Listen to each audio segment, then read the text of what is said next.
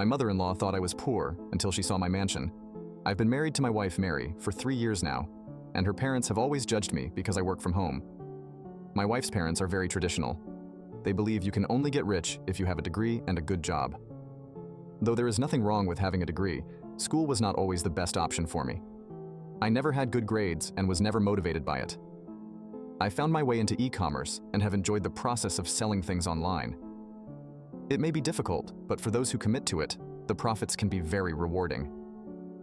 I've been doing this for 4 years before I met my wife, and during those 4 years, I generated over $10 million in sales, which allowed me to buy a nice house in my city.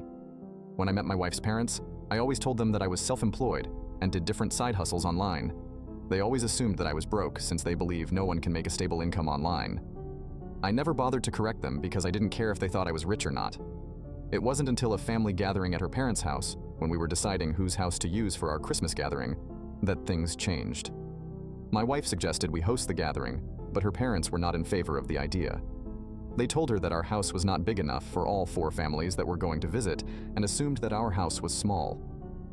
They suggested my sister-in-law's house, which has 3 bedrooms and 2,500 square feet of space. For context, the house we live in is 6,500 square feet with 5 bedrooms and 4 bathrooms. But of course, they didn't know that. They ended up discussing how nice my sister-in-law's house was and how they were able to afford it because of her husband's job as a real estate agent.